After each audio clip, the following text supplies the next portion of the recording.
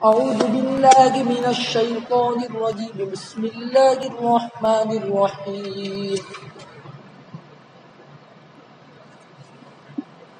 وإذ قلنا للملائكة اسجدوا لآدم فسجدوا إلا إبليس أبى واستكبر وكان من الكافرين وقلنا يا آدم اسكن أنت وزوجك الجنة وكلا منها رغدا حيث شئتما ولا تقربا هذه الشجرة فتكونا من الظالمين فأزلهما الشيطان عنها فأخرجهما مما كانا فيه وقلنا اهبطوا بعضكم لبعض عدو ولكم في الأرض مستقر ومتاع إلى حين فتلقى آدم من ربه كلمات فتاب عليه إنه هو التواب الرحيم قل اهبطوا منها جميعا فإما يأتينكم مني هدى فمن تبع هداي فلا خوف عليهم ولا هم يحزنون والذين كفروا وكذبوا بآياتنا أولئك أصحاب الجحيم والذين كفروا وكذبوا بآياتنا أولئك أصحاب النار هم فيها خالدون. سنیے بھائی برابر. اور وہ وقت یاد کرو جب کہ ہم نے فرشتوں سے کہا کہ تم آدم کو سجدہ کرو تو انہوں نے سجدہ کیا سوائے ابلیس کے. اس نے انکار کیا یا اس نے حکم نہ مانا، اس نے انکار کیا اور تکبر کیا اور غرور میں آ گیا اور وہ کافرین میں سے ہو گیا. وہ وقت یاد کرو جب کہ ہم نے فرشتوں سے کہا کہ تم آدم کو سجدہ کرو تو انہوں نے سجدہ کیا سوائے ابلیس کے. اس نے انکار کیا اور تکبر کیا اور وہ کافرین میں سے ہو گیا. اور ہم نے کہا اے آدم، آپ اور آپ کی بیوی جنت میں رہیے اور تم دونوں جنت میں سے کھاؤ اور تم دونوں جنت میں سے کھاؤ جی بھر کر. تم دونوں جنت میں سے کھاؤ جی بھر کر جہاں سے تم چاہو. رغدن کا ترجمہ جی بھر کر. تم دونوں جنت میں سے کھاؤ جی بھر کر جہاں سے تم چاہو اور تم دونوں اس درخت سے قریب مت جانا ورنہ تم نقصان اٹھانے والے لوگوں میں سے ہو جاؤ گے. اور تم دونوں اس درخت سے قریب مت جانا ورنہ تم نقصان اٹھانے والے لوگوں میں سے ہو جاؤ گے. واپس ترجمہ سنیے بھائی. اور وہ وقت یاد کرو جب کہ ہم نے فرشتوں سے کہا کہ تم آدم کو سجدہ کرو تو انہوں نے سجدہ کیا سوائے ابلیس کے. اس نے انکار کیا اور تکبر کیا. ابا واستکبر، اس نے انکار کیا اور تکبر کیا اور وہ کافرین میں سے ہو گیا. ایک ترجمہ یہ ہے، دوسرا ترجمہ یہ بھی ہے اور اللہ کے علم میں وہ کافرین میں سے تھا، یعنی پہلے سے کافرین میں سے تھا. اللہ کو معلوم تھا کہ آگے جا کر میں حکم دوں گا اور وہ حکم کا انکار کرے گا، چنانچہ وہ کافرین میں سے ہے اللہ کو تو وہ اللہ کے علم میں کافرین میں سے تھا. یہ بھی ترجمہ کرے اور عام طور پر ترجمہ کیا گیا اور وہ کافرین میں سے ہو گیا اور وہ کافرین میں سے ہو گیا. اور ہم نے کہا اے آدم، آپ اور آپ کی بیوی جنت میں رہیے اور تم دونوں جنت میں سے کھاؤ جی بھر کر اور تم دونوں جنت میں سے کھاؤ جی بھر کر جہاں سے تم چاہو اور تم دونوں اس درخت سے قریب مت جانا ورنہ تم اپنا نقصان اٹھانے والے لوگوں میں سے ہو جاؤ گے ورنہ تم نقصان اٹھانے والے لوگوں میں سے ہو جاؤ گے. پس شیطان نے ان دونوں کو اس درخت کی وجہ سے شیطان نے ان دونوں کو اس درخت پھسلا دیا. شیطان نے ان دونوں کو پھسلا دیا. ایک ترجمہ یہ ہے، شیطان نے ان دونوں کو جنت سے پھسلا دیا. بس ان دونوں کو نکال دیا اس عیش سے جس میں وہ تھے اور ان دونوں کو نکال دیا اس عیش سے جس میں وہ تھے. اور ہم نے کہا کہ تم اترو، تم نیچے اترو، تم ایک دوسرے کے دشمن ہوں گے، تم میں سے بعض کے دشمن ہوں گے، یعنی تم ایک دوسرے کے دشمن ہوں گے اور تمہارے لیے زمین میں ٹھہرنا ہے اور ایک وقت تک فائدہ اٹھانا ہے۔ بس شیطان نے ان دونوں کو جنت سے پھسلا دیا، ڈگمگا دیا، ایک ترجمہ بھی ہے، سمجھا؟ شیطان نے ان دونوں کو جنت سے پھسلا دیا یا شیطان نے ان دونوں کو جنت سے ڈگمگا دیا، بس ان دونوں کو نکال دیا اس عیش سے جس میں وہ تھے، اور ہم نے کہا کہ تم نیچے اترو، تم ایک دوسرے کے دشمن ہوں گے اور تمہارے لیے زمین میں ٹھکانا ہے اور ایک وقت تک فائدہ اٹھانا ہے، تمہارے لیے زمین میں ٹھکانا ہے اور ایک وقت تک فائدہ اٹھانا ہے۔ بس آدم علیہ السلام نے اپنے رب سے چند کلمات حاصل کر کیے، سیکھ لیے، حاصل کر لیے۔ بس آدم علیہ السلام نے اپنے رب سے چند کلمات حاصل کر لیے یا چند کلمات سیکھ لیے، بس اللہ تعالیٰ نے ان کی طرف توجہ فرمائی یا اللہ تعالیٰ نے ان کی توبہ قبول کی، بس اللہ تعالیٰ نے ان کی توبہ قبول کی، بے شک وہ بڑے توبہ قبول کرنے والے اور بڑے رحم کرنے والے ہیں۔ بس آدم علیہ السلام نے اپنے رب سے چند کلمات حاصل کر لیے یا چند کلمات سیکھ لیے، بس اللہ تعالیٰ نے ان کی توبہ قبول کی، بے شک وہ بڑے توبہ قبول کرنے والے اور بڑے رحم کرنے والے ہیں۔ ہم نے کہا کہ تم سب کے سب جنت سے اتر جاؤ، ہم نے کہا کہ تم سب قُلْ اهْبِطُوا مِنْهَا جَمِيعًا، ہم نے آیت نمبر 38 کا ترجمہ ہو رہا ہے، ہم نے کہا تم سب کے سب جنت سے اتر جاؤ، پس اگر تمہارے پاس میری طرف سے ہدایت آوے، پر جو شخص میری ہدایت کی پیروی کرے گا ان پر نہ خوف ہوگا اور نہ وہ غمگین ہوں گے، ان پر نہ خوف ہوگا اور نہ وہ غمگین ہوں گے۔ ہم نے کہا تم سب کے سب جمیعاً یہ حال بنے گا، ہم نے کہا تم سب کے سب جنت سے اتر جاؤ، بس اگر تمہارے پاس میری طرف سے کوئی ہدایت آوے، پر جو شخص میری ہدایت کی پیروی کرے گا ان پر نہ خوف ہوگا اور نہ وہ غمگین ہوں گے۔ والذین کفروا وکذبوا بآیاتنا اولئک اصحاب النار هم فیہا خالدون، اور وہ لوگ جنہوں نے کفر کیا اور ہماری آیتوں کی تکذیب کی وہی لوگ جہنم والے ہیں، اس میں ہمیشہ ہمیشہ رہنے والے ہیں۔ وہ لوگ جنہوں نے کفر کیا اور ہماری آیتوں کی تکذیب کی وہی لوگ جہنم والے ہیں، اس میں ہمیشہ ہمیشہ رہنے والے ہیں۔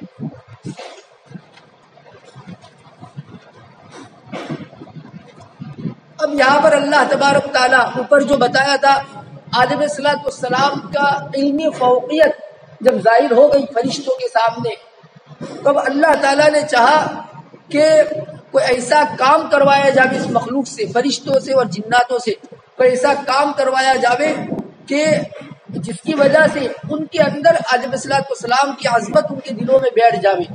چنانچہ اللہ تبارک تعالیٰ نے فرشتوں کو حکم دیا کہ تم آدم کو سجدہ کرو، تو اللہ تعالیٰ آگے فرماتے ہیں کہ سب نے سجدہ کیا سوائے ابلیس کے۔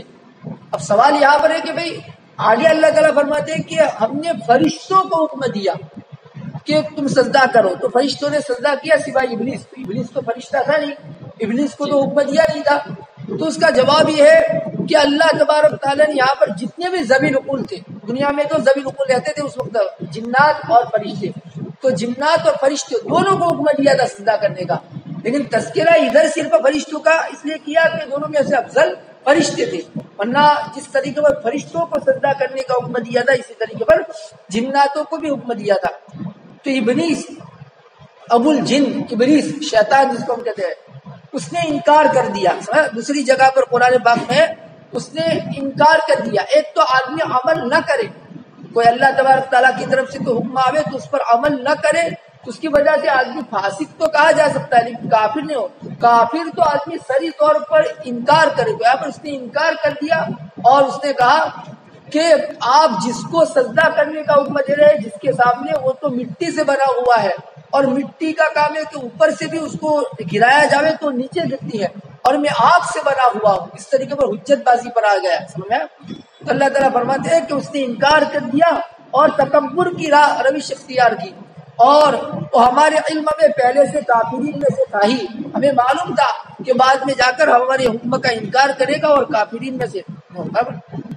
اب اللہ تعالیٰ نے آدم علیہ السلام اور ان کی جو ہے سکون کے لیے، دل کے اطمینان کے لیے جنت میں ان کو جو ہے اکیلا پننا معلوم نہ ہو، اس لیے اللہ تعالیٰ نے ان کو، ان کی بیوی کو ان کی پسلی سے پیدا کیا، حضرت حوا علیہ السلام کو، اور کہا کہ تم دونوں جنت میں رہو، سمجھ میں آیا، اور جنت سے تم جی بھر کر، یعنی جس طرح جہاں سے کھانا چاہو، جو چیز کھانا چاہو کھاؤ، سمجھا، لیکن ایک درخت کے بارے میں بتلایا کہ اس کے قریب مت جانا۔ تو قریب مت جانا اس کا مطلب کہ یعنی اس کو کھانا مت کے مطابق، لیکن جو ہے تاکید کے لیے یہ لفظ استعمال کیا کہ قریب مت جانا، یعنی اس کو استعمال مت کرنا، سمجھا، ورنہ تم ان لوگوں میں سے ہو جاؤ گے جو اپنا نقصان کرنے والے ہیں، سمجھا۔ لیکن اب آدم علیہ السلام کے پاس شیطان آیا، اور شیطان نے کسی بھی طریقے پر پھسلا کر، قسمیں کھا کر ان کو آمادہ کر دیا اس درخت کے کھانے پر، کہ بھئی اللہ تعالیٰ نے یہ درخت کی خاصیت ہے، شیطان نے بتلایا کہ درخت کی خاصیت ہے کہ جو آدمی اس کو کھا لیتا ہے تو اب جنت میں وہ ہمیشہ رہتا ہے۔ اب رہا اللہ تعالیٰ نے آپ کو جو منع کیا تھا، تو اس وقت آپ نئے نئے جنت میں آئے تھے، تو اس وقت آپ کے قوا اتنے مضبوط نہیں تھے کہ آپ اس کو کھا سکو، سمجھ، جیسے چھوٹا بچہ ہوتا ہے تو ہیوی غذا، بھاری غذا اس کے لیے ثقیل پڑتی ہے، تو جو ہے اس وقت اس کو جو ہے اس سے پرہیز کروایا جاتا ہے۔ تو یہاں پر بھی اللہ تعالیٰ نے پرہیز کے طور پر تم منع، اب تم جنت میں تمہارا ایک کافی عرصہ ہو گیا، اب تم اس لائق ہو گئے ہو کہ اس کو کھا سکو، اس طریقے پر کیا کر ان کو جو ہے کھانے پر آمادہ کر دیا۔ تو اللہ تعالیٰ نے فرمایا کہ ان دونوں کو جنت سے شیطان نے ان دونوں کو پھسلا دیا، ڈگمگا دیا، جنت سے ان دونوں کو ڈگمگا دیا۔ اب جو ہی انہوں نے درخت کھایا، فوراً جنت کا جو لباس تھا وہ اتر گیا، دوسری آیات میں ہے جنت کا لباس اتر گیا، اور اللہ تعالیٰ نے اب ان کو جنت سے نکال دیا، سمجھا۔ ہم نے کہا، اللہ تعالیٰ فرماتے ہیں اب ہم نے ان کو حکم دیا کہ تم جاؤ، تم نیچے جاؤ، سمجھا، تم نیچے اترو، اب تم ایک دوسرے کے دشمن ہوں گے۔ اگر اس کے مخاطب حضرت آدم علیہ السلام اور حضرت دادی حوا ہے تو اس کا مطلب کہ تمہاری اولاد کے اندر دشمنی رہے گی، چنانچہ ہم دیکھتے ہیں انسان کا دشمن بنا ہوا ہے، تو اگر اس کے مخاطب حضرت آدم علیہ السلام اور دادی حوا ہے تو اس کا مطلب یہ ہے کہ تمہاری اولاد کے اندر دشمنی رہے گی، اور ظاہر ہے کہ اولاد جب جھگڑتی رہتی ہے، دشمنی رہتی ہے، تو ماں باپ کی دل کا سکون اڑ جاتا ہے، سمجھا، یہ بھی ایک طرح کی سزا ہے۔ تو تم کو ایک سزا تو یہ ملے گی کہ تمہاری اولاد میں دشمنی رہے گی، جس کی وجہ سے تمہارا دلی جو سکون ہے وہ اڑ جائے گا، برابر۔ اور دوسرا لکھا ہے کہ اگر اس کے مخاطب، اس کے خطاب میں شیطان بھی داخل ہے تو مطلب یہ ہوگا کہ تمہاری اور شیطان کی دشمنی رہے گی، اب قیامت تک تمہاری دشمنی رہے گی۔ شیطان جو ہے انسان کو گمراہ کرنے کی پوری کوشش کرتا ہے، شیطان جو انسان کو گمراہ کرنے کی پوری کوشش کرتا ہے۔ اور اللہ تعالیٰ نے کہا کہ تمہارے لیے زمین میں اب ایک وقت تک ٹھہرنا ہے اور زمین کی چیزوں سے فائدہ اٹھانا ہے، لیکن ایک وقت تک، اس کے بعد جب تمہارا وقت پورا ہو جائے گا تو تم کو دوبارہ لوٹ کر آنا ہے۔ اب اس موقع پر آدم علیہ السلام سے، اچھا یہاں پر ایک بات ہے کہ بھئی انبیاء تو معصوم ہوتے ہیں، عصمت انبیاء ہمارا عقیدہ ہے، انبیاء گناہوں سے معصوم ہوتے ہیں، اور آدم علیہ السلام سے گناہ ہو گیا تو اس کا جواب یہ ہے کہ یہ عام لوگ جو گناہ کرتے ہیں اس طرح کا گناہ نہیں ہے، بلکہ یہ اجتہادی غلطی ہے آدم علیہ السلام کی، یا خطأً یا نسیاناً ایسا ہو گیا ہے، سمجھ میں کہ یا تو شیطان جس وقت ان کو بسلا رہا تھا اس وقت اللہ تعالیٰ نے جو کہا تھا وہ وعدہ ان کو یاد نہ رہا ہو، سمجھ میں اس طرح کی تعبیر کی، یا اللہ تعالیٰ نے ایک خاص درخت کے لیے اشارہ کر کے کہا تھا کہ اس کو مت کھانا، تو مقصد یہ تھا اللہ تعالیٰ کا کہ اس جنس کا کوئی بھی درخت استعمال مت کرنا، لیکن آدم علیہ السلام یوں سمجھے کہ جس درخت کی طرف اشارہ کیا جا رہا ہے وہی اسی سے منع کیا گیا، اب اسی جنس کے دوسرے درخت ہے تو اس سے منع نہیں کیا، ایسا سمجھے ہو، اس طرح احتمال نکالے۔ تو بہرحال عصمت انبیاء، انبیاء تمام گناہوں سے، گناہ کبیرہ، گناہ صغیرہ، ہر طرح کے گناہوں سے انبیاء پاک ہوتے ہیں، معصوم ہوتے ہیں۔ ہم اہل سنت والجماعت کا عقیدہ ہے، جمہور کا عقیدہ یہی ہے، گناہ صغیرہ سے بھی معصوم ہوتے ہیں۔ اب یہاں پر فوراً سوال ہوگا کہ حضرت علیہ السلام سے گناہ ہو گیا، تو اس کا جواب یہ ہے کہ گناہ عام لوگ جو گناہ کرتے ہیں اس طریقے پر قصداً گناہ نہیں ہوا، بلکہ اجتہادی غلطی ہے۔ آدم علیہ السلام اس کو سمجھے ہو کہ بھئی اللہ تعالیٰ نے جو منع کیا تھا، شیطان ان کو کہہ رہا ہے کہ بھئی ایک وقتی طور پر منع کیا رہا ہے، آدم علیہ السلام بھی ایسا سمجھے ہو کہ وقتی طور پر منع کیا ہو، یا جو ہے جس درخت کی طرف اشارہ کر کے جو ہے کہا تھا تو وہ یوں سمجھو اللہ تعالیٰ کا مقصد یہ تھا کہ اس درخت کی جنس کے مثال کے طور پر کھجور ہے تو کھجور کے جتنے بھی درخت ہیں، گیہوں ہے تو گیہوں کے جتنے بھی درخت ہیں، یہ مراد ہو اللہ تعالیٰ کی. اور حضرت صلی اللہ علیہ وسلم یہ سمجھے ہو کہ صرف اسی درخت خاص اسی درخت سے منع کیا ہو، سمجھ میں آیا، اس لیے انہوں نے یاد کر لیا ہو. اب یہاں پر سوال ہے کہ شیطان کا، تو شیطان نے جب اللہ تعالیٰ کا حکم نہیں مانا، آدم علیہ السلام کے سامنے سجدہ نہیں کیا، تو اللہ تعالیٰ نے اس کو راندے درگاہ کر دیا، جنت سے اس کو نکال دیا. پھر وہ پھسلانے کے لیے کیسے آیا؟ ایسا کوئی اعتراض کر سکتا ہے؟ تو اس کا جو یہ اعتراض کرنے کی ضرورت نہیں ہے، اس لیے کہ شیطان کو پھسلانے کے لیے کوئی جنت میں آنے کی کوئی ضرورت نہیں ہے. یہ بھی ہو سکتا ہے کہ اللہ تعالیٰ نے نکال دیا ہو لیکن ابھی تک اس کا دخول جنت میں دخول ابھی تک منع نہ کیا ہو، یہ بھی ہو سکتا ہے. اور یہ بھی ہو سکتا ہے کہ شیطان نے وہاں اپنی جگہ پر رہتے ہوئے دل میں بات ڈالی ہو، سمجھنا ہے. اور یا اسی طریقے پر کسی اور شیطان کو اور جناتوں کو اللہ تعالیٰ نے طرح طرح کی شکلیں اختیار کرنے کا ان کو موقع دیا ہے. جیسے جنات سانپ بھی بن جاتا ہے تو کسی اور جانور کی روپ میں آیا ہو اور علیہ السلام اس کو نہ پہچان سکے ہو اور اس کی بات میں آ گئے ہو، ایسا مختلف احتمال ہے. بہرحال ہمیں عصمت انبیاء کی جو ہمارا عقیدہ ہے وہ اپنی جگہ پر ہے، اور رہا علیہ السلام کا یہ خطا کر جانا جو خطا نسیان یا اجتہادی غلطی کی وجہ سے ایسا ہو گیا. برابر. اب علیہ السلام کو بہت ندامت ہوئی. اب ندامت کے بعد اب وہ کیا کرے؟ اللہ تعالیٰ کے سامنے کن الفاظ سے توبہ مانگے اس کو یاد نہیں، ان کو یاد نہیں آ رہا تھا. تو اللہ تعالیٰ نے چند کلمات کا فرماتے کہ اللہ تعالیٰ اپنے رب کی طرف سے علیہ السلام نے چند کلمات حاصل کر لیے، سیکھ لیے. اللہ تعالیٰ نے خود چند کلمات سکھائے کہ اس کے ذریعے تم توبہ مانگو. جن الفاظ کے ذریعے توبہ کی تو اللہ تعالیٰ نے ان کی توبہ کو قبول کیا. تاب علیہ، تاب کی نسبت جب اللہ تعالیٰ کی طرف کی جاوے تو مطلب توبہ کو قبول کرنا، تو اللہ تعالیٰ نے ان کی توبہ کو قبول کیا. اب وہ کیا الفاظ تھے تو اس کے بارے میں مشہور قول ہے ربنا ظلمنا انفسنا وان لم تغفر لنا وترحمنا لنكونن من الخاسرین. یہ الفاظ جو قرآن پاک میں ہی آئے ہیں، یہ الفاظ اللہ تعالیٰ نے خود تلقین کیے اور یہ الفاظ کے ذریعے علیہ السلام نے توبہ کی. اس لیے علماء نے لکھا ہے کہ آدمی اپنی کسی گناہ کی توبہ کرنے کے لیے ان الفاظ کے ساتھ توبہ کرے گا تو قبولیت کے زیادہ قریب ہے، اس لیے کہ اللہ تعالیٰ نے خود یہ الفاظ تلقین فرمائے ہیں. برابر. اب دیکھو اللہ بھی تو اوپر بھی آ گیا، دوبارہ بھی آ رہا ہے، سمجھا؟ تو اس کی وجہ لکھی کہ یہ تکرار کے ساتھ اوپر جو تھا وہ اللہ تعالیٰ کا حکم حاکمانہ طور پر سزا کے طور پر تھا کہ تم نیچے اترو، اب جنت سے اخراج ہو، جنت سے نکلو اور نیچے اترو. یہ سزا کے طور پر، عتاب کے طور پر. اسی لیے وہاں پر ایک عتاب کے طور پر تھا، اس لیے اس کے ساتھ میں کہا کہ تم اب تمہاری اولاد میں دشمنی چلے گی، دنیا میں آؤ گے تمہاری بعضکم لبعض عدو، سمجھ، تمہاری اولاد میں دشمنی چلے گی. سمجھ میں؟ اسی طرح علیہ السلام نے توبہ کر لی اور اللہ تعالیٰ نے رحمت کے ساتھ ان کی طرف متوجہ ہوئے، ان کی توبہ کو قبول کر لیا.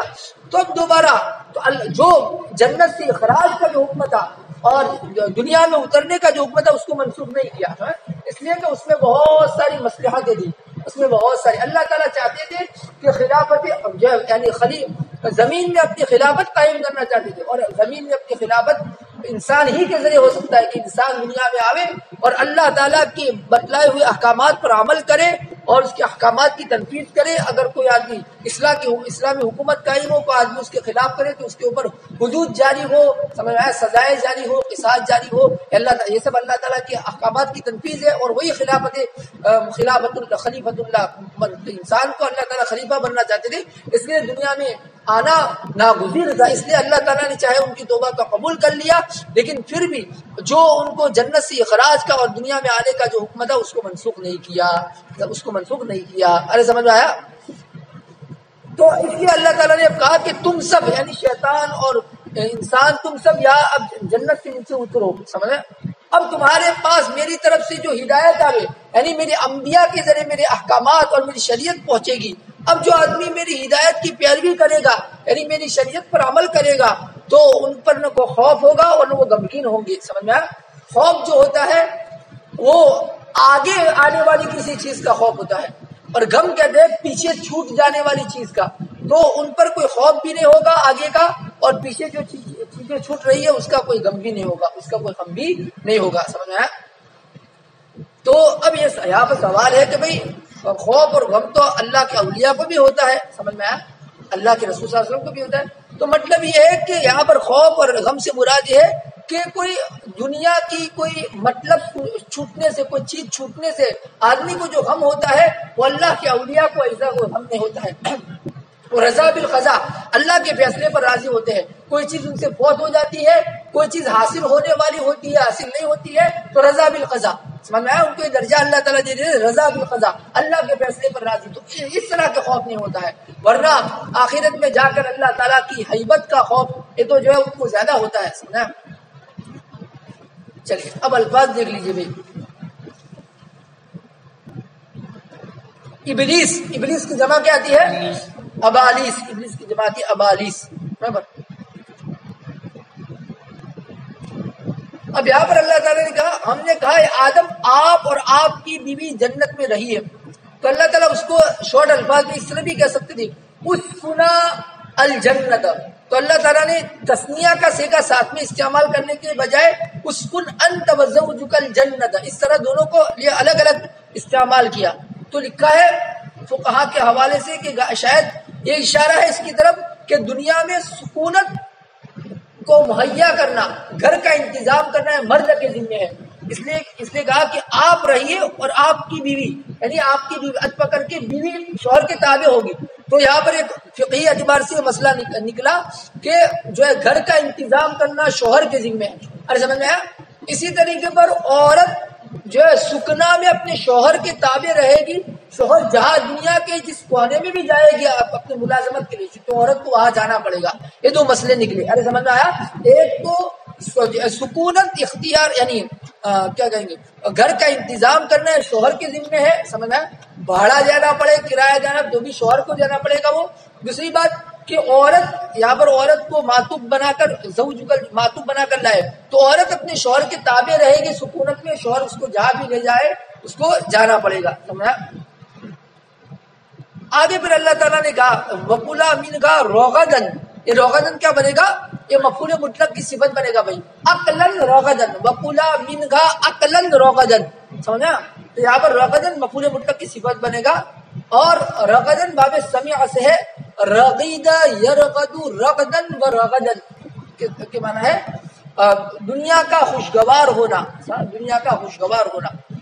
اب لکھا ہے اس کے بعد معرف القرآن شفیعی میں لکھا ہے کہ رغدن ایسی نعمت اور ایسے رزق کو کہتے ہیں جس کے حاصل کرنے میں آدمی کو کوئی محنت اور کوئی مشقت نہ اٹھانی پڑے اور وہ اتنی وسیع اور اتنی زیادہ کثیر مقدار میں ہو کہ اس کے کم ہونے کا یا اس کے ختم ہونے کا اندیشہ نہ ہو. رغدن ایسی نعمت اور ایسے رزق کو کہتے ہیں کہ جس کے حاصل کرنے میں کوئی مشقت اور کوئی محنت نہ اٹھانی پڑے اور وہ اتنی وسیع اور اتنی کثیر مقدار میں ہو کہ جس کے کم ہونے کا یا جس کے ختم ہونے کا کوئی اندیشہ نہ ہو. ارے سمجھ میں آیا؟ رغدن اس کو کہتے ہیں. تقربا، یہ تقربا حالت جزمی میں ہے، لا نفی شروع میں ہے. قریب یقرب قربانا باب سمیع سے اس کے معنی ہے قریب ہونا. تو یہاں پر اللہ تعالیٰ اس کے قریب مت ہونا، تو یہ مطلب یہ ہے کہ اس کو کھانا مت، لیکن تاکید کے طور پر یہ کہا کہ قریب مت ہونا، مطلب یہ ہے کہ اس کو کھانا مت. برابر، اس کو نہ کھانے کی تاکید کر رہے ہیں. تو شیطان نے ان دونوں کو جنت سے ڈگمگا دیا، یا شیطان نے ان دونوں کو جنت سے پھسلا دیا، جنت سے پھسلا دیا. ازل یذل اذلالا کے معنی ہے ڈگمگانا. ازل یذل اذلالا بابی فعل سے آتے اس کے معنی ہے ڈگمگانا. اہبطوا، حبط یہبط حبوطا کے معنی ہے اترنا. سمجھا؟ حبط یہبط حبوطا کے معنی ہے اترنا. برابر. بعضکم لبعض عدو، تو میں نے بتایا کہ یہاں پر اگر اس کے مخاطب حضرت علیہ السلام اور دادی حوا ہے تو مطلب یہ ہے کہ تمہاری اولاد میں دشمنی رہے گی، تم میں سے بعض یعنی تم ایک دوسرے کے دشمن رہیں گے دنیا میں جا کر. سمجھا؟ اور اگر اس کے خطاب میں شیطان بھی داخل ہے تو مطلب یہ ہے کہ شیطان اب تمہارا ابھی سے دشمن ہے اور قیامت تک تمہارا دشمن رہے گا. سمجھے؟ عدو کی جمع کہتی ہے اعداء. تلقا یتلقا تلقیاً کے معنی ہے شوق اور رغبت سے کسی کا استقبال کرنا، قبول کرنا. شوق اور رغبت سے کسی کا استقبال کرنا، قبول کرنا.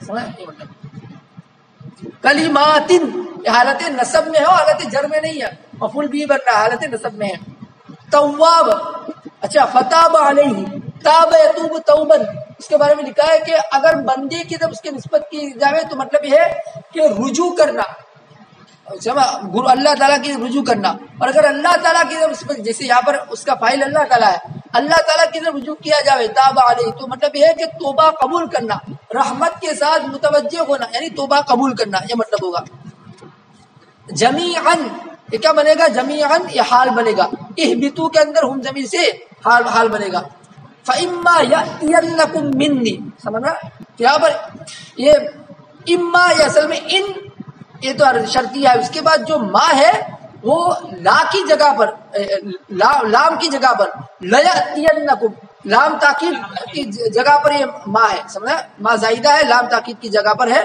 تاکید کے لیے آیا ہے برابر تبع یتبع تبعا کا معنی ہے تابع ہونا باب سمع سے تبع یتبع تبعا تابع ہونا یحزنون حزین یحزن حزنا کا معنی ہے رنجیدہ ہونا چلیے دوبارہ ترجمہ سنیں بھی وَإِذْ قُلْنَا لِلْمَلَائِكَةِ اسْجُدُوا لِآدَمَ فَسَجَدُوا إِلَّا إِبْلِيسَ أَبَى وَاسْتَكْبَرَ وَكَانَ مِنَ الْكَافِرِينَ اور وہ وقت یاد کرو جب کہ ہم نے فرشتوں سے کہا کہ تم آدم کو سجدہ کرو چنانچہ انہوں نے سجدہ کیا سوائے ابلیس کے اس نے انکار کر دیا اس نے انکار کیا اور تکبر کیا غرور میں آ گیا یا تکبر کیا اور وہ کافرین میں سے ہو گیا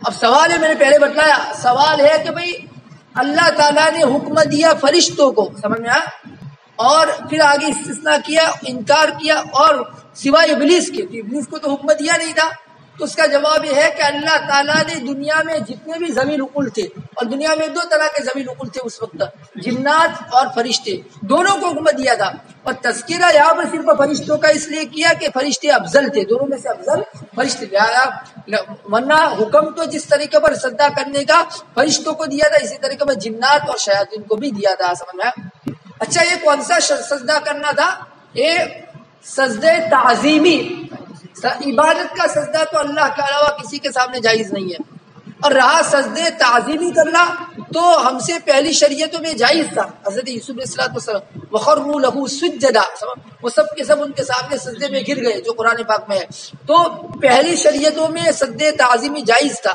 لیکن اس امت میں شرک اور کفر کا کے ذرائع جو چیزیں بن سکتی تھی اس کا ذریعہ اس کا سبب بن سکتی تھی شرک اور کفر کا جو چور دروازہ تھا اس کو بھی جو ہے اس امت میں ختم کر دیا گیا چنانچہ اس امت میں سجدے تعظیمی کرنا بھی جائز نہیں ہے کسی کو سامنے سجدے تعظیمی کرنا عبادت کا تو کسی بھی شریعت میں جائز نہیں ہے یہ تو شرک ہو گیا اور شرک سے تو تمام اصولی طور پر تمام انبیاء کی شریعت میں شرک اور کفر جائز نہیں ہے سمجھ لیکن جو ہے سجدے تعظیمی جائز تھا پہلی شریعتوں میں لیکن اس امت میں سجدے تعظیمی بھی جائز نہیں ہے برابر یہ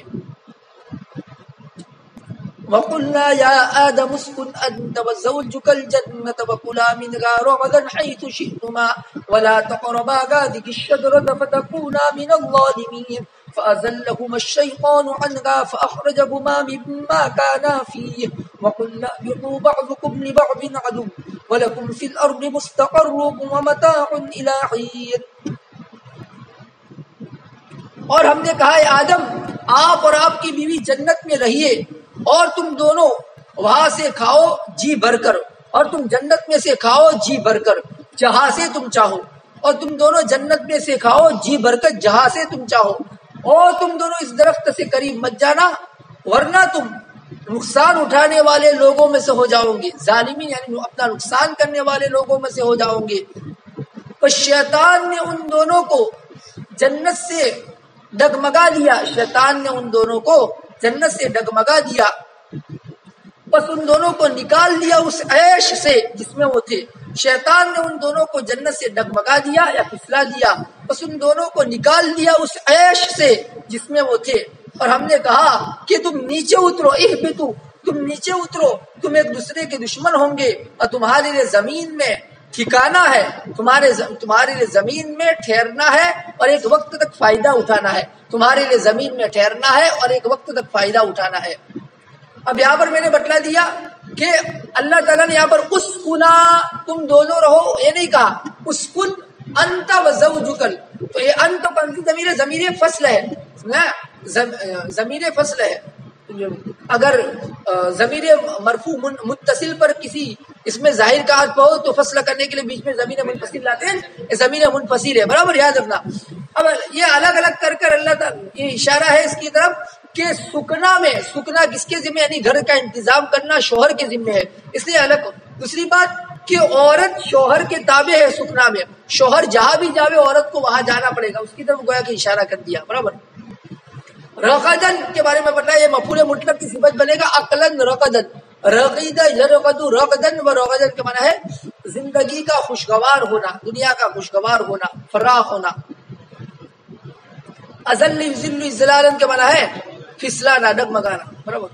چلیں فتلقى آدم من ربه كلمات فتاب عليه إنه هو التواب الرحيم قل اهبطوا منها جميعا فإما يأتينكم مني هدى فمن تبع هداي فلا خوف عليهم ولا هم يحزنون والذين كفروا وكذبوا بآياتنا أولئك أصحاب النار هم فيها خالدون.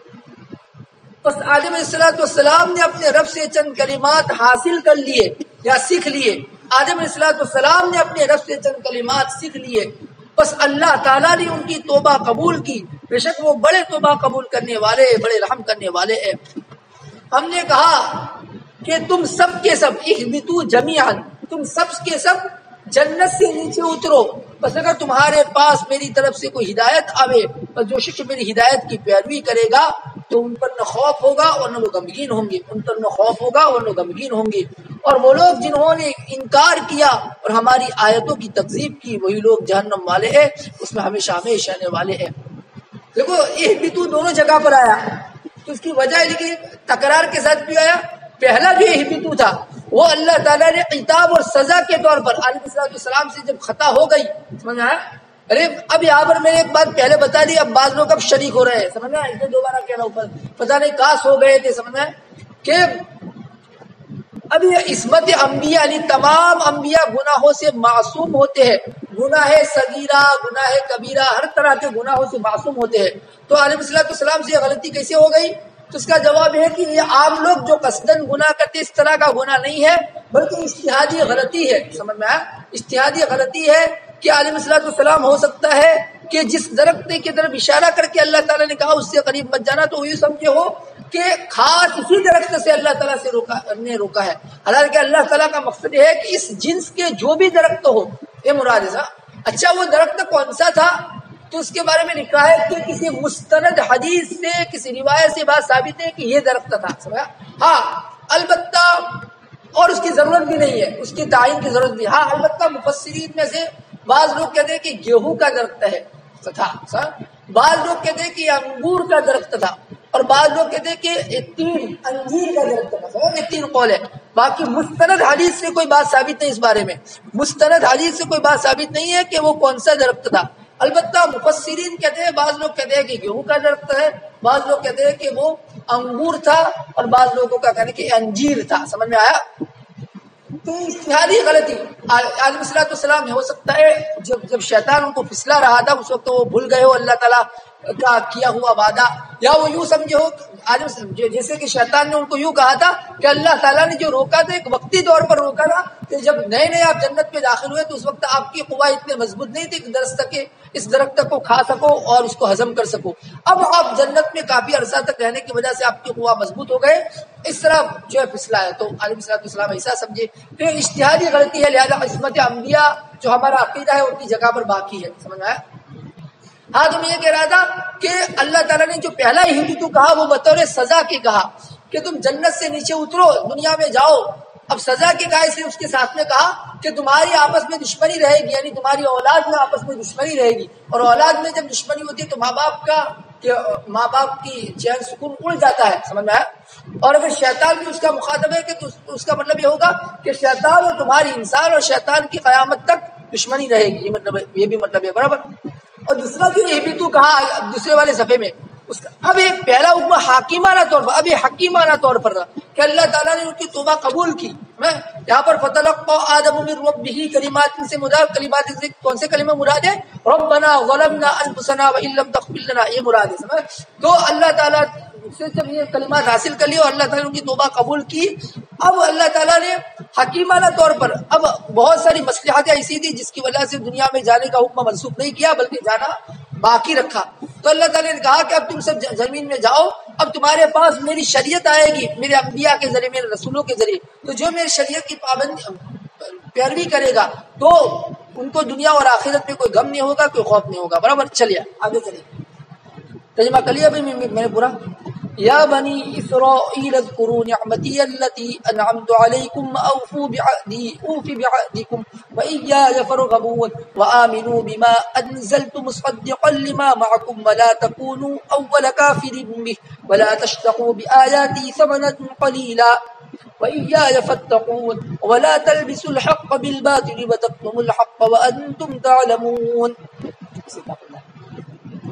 اے بنی اسرائیل، تم میرے ان احسانات کو یاد کرو جو میں نے تم پر کیے، اور مجھ سے کیا ہوا وعدہ پورا کرو تو میں بھی تم سے کیا ہوا وعدہ پورا کروں گا، اور کسی اور سے نہیں، خاص طور پر مجھ ہی سے ڈرو، اور تم مجھ ہی سے ڈرو. اے بنی اسرائیل، تم میرے ان نعمتوں کو یاد کرو، یا میرے ان احسانات کو یاد کرو جو میں نے تم پر کیے، اور مجھ سے کیا ہوا وعدہ پورا کرو تو میں بھی تم سے کیا ہوا وعدہ پورا کروں گا، اور خاص طور پر مجھ ہی سے ڈرو. اور تم ایمان لاؤ اس کتاب پر جو میں نے نازل کی، جبکہ وہ تصدیق کرتی ہے اس کتاب کی جو تمہارے پاس ہے. محکم کا جمع تمہارے پاس ہے. اور تم ایمان لاؤ اس کتاب پر، یعنی قرآن پر مراد ہے. اور تم ایمان لاؤ اس قرآن پر جو میں نے نازل کیا، جبکہ یہ حال بن رہا ہے، حال یہ کہ جبکہ وہ تصدیق کرتا ہے اس کتاب کی جو تمہارے پاس ہے، اور تم سب سے پہلے اس کا انکار کرنے والے مت بنو، اور تم سب سے پہلے اس کا انکار کرنے والے مت بنو. اور تم میری آیتوں کو تھوڑا سا سمن لے کر، تھوڑی سی قیمت لے کر مت بیچو. یہاں پر اشترا یشتری اشتران، یہ ازداد میں سے، اس کا ترجمہ خریدنا بھی ہوتا ہے بیچنا بھی ہوتا ہے. یہاں پر بیچنا ترجمہ کریں گے. اور تم میری آیتوں کو تھوڑی سی قیمت لے کر مت بیچو، اور تم میری آیتوں کو تھوڑی سی قیمت لے کر مت بیچو، اور مجھ ہی سے ڈرو. اور تم حق کو ناحق کے ساتھ گڑ مت کرو، اور تم حق کو ناحق کے ساتھ گڑ مت کرو، اور تم حق کو مت چھپاؤ جبکہ تم جانتے ہو. اور تم حق کو ناحق کے ساتھ، حق کو باطل کے ساتھ یا حق کو ناحق کے ساتھ گڑ مت کرو، مت ملاؤ، خلط مت کرو. تم حق کو ناحق کے ساتھ خلط مت کرو، اور تم حق کو حق کو مت چھپاؤ. یہاں پر بھی لا ہے. اور تم حق کو مت چھپاؤ جبکہ تم جانتے ہو. لا یہاں پر بھی شروع میں ہے، لا اس کے شروع میں بھی ہے، لا نہیں، جسے ولا تلبسوا کے شروع میں یہاں پر بھی ہے. برابر. اور تم حق کو ناحق کے ساتھ خلط مت کرو، اور حق کو مت چھپاؤ، یاد ہے کہ یہاں پر لا معذوب ہے، اور جبکہ تم جانتے ہو. اب اللہ تعالی اہل کتاب میں سے بنی اسرائیل ایک اس کا لقب ہے، اللہ کے نبی حضرت یعقوب علیہ السلام کا لقب ہے. اسرائیل عبرانی لفظ ہے. اسرا کے معنی ہے عبد، اور ایل کا معنی اللہ کا بندہ، عبداللہ کے معنی میں. اسرائیل عبداللہ کے معنی میں ہے. سمجھ آئے؟ تو اے بنی اسرائیل کو کہا جا رہا ہے اے اللہ کے بندے کے بیٹو، یعنی کہا جائے کہ تمہارے باپ حضرت یعقوب علیہ السلام کے اندر عبدیت بری ہوئی تھی، اللہ کے خاص بندے تھے، کہ اللہ تعالیٰ اپنے احسانات بنی اسرائیل پر جو احسانات کیے، وادی طی میں 40 سال تک ان کو مفت میں بٹھا کر کھلایا، فرعون سے نجات دی، سمجھا، مصر کی حکومت دی، یعنی فرعون کو غرق ہونے کے بعد مصر میں بسایا، ملک شام بھی فتح کروایا، سب جو احسانات کیے. تو اللہ تعالیٰ میرے تم پر طرح طرح کے احسانات ہیں، احسانات یاد کرو. اور مجھ سے کیا ہوا وعدہ، یعنی تورات دی تھی اور اللہ تعالیٰ نے وعدہ کیا تھا کہ وَلَقَدْ أَخَذَ اللَّهُ مِيثَاقَ بَنِي إِسْرَائِيلَ، سمجھ میں کہ اللہ تعالیٰ نے وعدہ کیا تھا کہ تورات پر مکمل طور پر اچھی طریقے پر عمل کرو گے. سمجھ میں تو یہ وعدہ مجھ سے جو تم نے وعدہ کیا اس کو پورا کرو، تو میں بھی تم سے کیا ہوا وعدہ، یعنی میں نے تم اس کے بدلے میں جنت دینے کا جو وعدہ دیا ہے وہ وعدہ پورا کروں گا. سمجھ میں اور مجھ ہی سے ڈرو، تمہارے عوام سے مت ڈرو. سمجھے؟ بنی اسرائیل میں ان کے جو علماء تھے وہ لوگوں کو، عوام کو ان کے منشے کے مطابق فتوا دیتے تھے، عوام کو ان کے منشے کے مطابق فتوا دیتے تھے اور ان کے پاس سے پیسے وصول کرتے تھے. سمجھ میں آیا؟ جیسا منشا ہو ایسا فتوا دیتے تھے، ایسا مسئلہ دیتے تھے تاکہ سامنے والا خوش ہو جاوے اور اس کے بدلے میں ان کو کچھ ہدیہ دے. تو ان سے مت ڈرو کہ بھئی عوام کا اعتقاد ہم سے جو ہے ختم ہو جائے گا، پھر وہ ہمارے ہدایہ ختم ہو جائے گا. ان سے مت ڈرو، مجھ ہی سے ڈرو. سمجھ میں آیا؟ آگے کہا قرآن کی دعوت دی جا رہی ہے ان کو کہ جو کتاب میں نے نازل کی ہے اس کتاب پر ایمان لاؤ، یعنی آخری نبی پر جو میں نے کتاب، جو کلام نازل کیا اس پر ایمان لاؤ، جبکہ وہ کتاب تمہارے پاس جو پہلے سے موجود تورات ہے اس کی یہ کتاب تصدیق کرتی ہے. قرآن اس کی تصدیق کرتا ہے. کس طریقے میں تصدیق کرتا ہے کہ قرآن نے آ کر دو طریقوں سے، ایک تو یہ کہ قرآن نے آ کر یہ بتلایا کہ بھئی یہ تورات، زبور، انجیل یہ اللہ تعالیٰ کی نازل کردہ کتاب ہے. یہ بات الگ ہے کہ اللہ جو ہے بعض کے لوگوں نے اس میں کچھ چیزوں میں تحریفات کر دی، بات الگ ہے، لیکن قرآن نے ایک تو اس طریقے میں تصدیق کی کہ اللہ کی طرف سے نازل کردہ آسمانی کتابیں ہیں. دوسری بات کہ تمہاری کتاب یعنی تورات میں جو حکم تھا کہ آخری نبی آئیں گے جو پیشین تھی، قرآن نے آ کر اس پیشین گوئی کو سچا کر دیا. اس اعتبار سے بھی اس کی تصدیق کرتا ہے. اس طریقے میں دو طریقے سے اس کی تصدیق کرتا ہے. آگے کہا کہ اس کے سب سے پہلے اس کا انکار کرنے والے مت بنو، سب سے پہلے اس کا انکار کرنے والے مت بنو. کس طریقے پر؟ یعنی اگر تم اس قرآن کا انکار کریں گے تو جو مکہ اور مدینہ کے جو امیین ہیں یعنی کفار مکہ وہ بھی اس پر ایمان نہیں لائیں گے. جب وہ لوگ بھی اس پر ایمان نہیں لائیں گے تو صورت میں یہ تمہارا دیکھا دیکھی ایمان نہیں لائیں گے تو اس کا گناہ تم کو بھی ملے گا. سمجھ میں آیا؟ اس کا گناہ تم کو بھی ملے گا، یہ مطلب ہے. آگے کہا میری آیتوں کے بدلے تھوڑی سی قیمت لے کر میری آیتوں کو مت بیچو. سمجھ میں آیا؟ اس کا مطلب یہی کہ وہ تورات میں جو آیات ہے یا اس کو سامنے والے عوام کے منشے کے مطابق اس کا مطلب بیان کرتے تھے اور اس کے بدلے میں ان کی ہلایا ایسے تو ایسا مت کرو اور مجھے سے ڈرو اور حق کو باطل کے ساتھ مت ملاؤ. سمجھ؟ ایک کتمان اور ایک لبس. کتمان لکھا ہے کہ حق کو ظاہر ہی ہونا، موقع ملے تو اس کو ظاہر ہی نہ کرے. سمجھ میں آیا؟ یہ تو کیا ہے کتمان. اور اگر ظاہر ہو ہی جاوے تو پھر اس کے اندر طرح طرح کے ایج پیش نکالے کہ بھئی یہ مطلب مراد نہیں ہے. سمجھنا یہ کاتب کی غلطی ہو گئی ہے، نہیں مجاز ہے، اصل مطلب یہ ہے. اس طریقے پر آدمی مجاز ہونا مطلب یہ کیا ہے؟ یہ لفظ ہے. یہ کیا ہے بھئی؟ لفظ ہے. سمجھنا اگر موقع ملے تو اس کو ظاہر ہی نہ کرے، یہ تو کتمان ہے.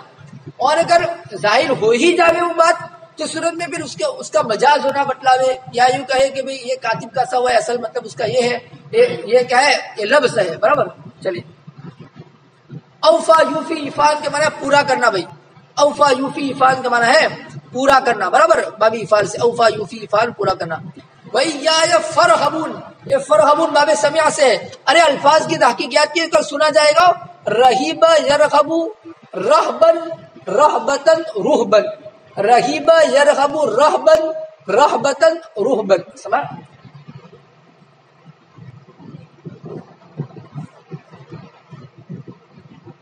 سمنن کی جمع ہے اسمان، قلیل کی جمع ہے قلول اقلاء، قلیل کی جمع ہے قلول اقلاء جو جمع آتی ہے.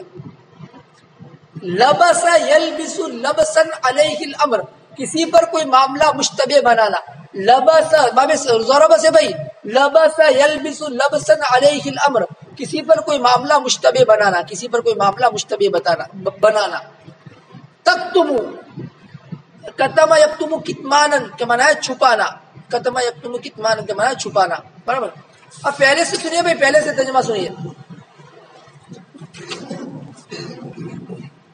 یہ سب تشریف جو ہے سب یاد کر لینا ہو. اور وہ وقت یاد کرو جب کہ ہم نے فرشتوں سے کہا کہ تم آدم کو سجدہ کرو تو انہوں نے سجدہ کیا سوائے ابلیس کے، اس سے انکار کیا اور تکبر کیا یا غرور میں آ گیا. یہ بھی ترجمہ ہے، غرور میں آ گیا یا تکبر کیا اور وہ کافرین میں سے ہو گیا.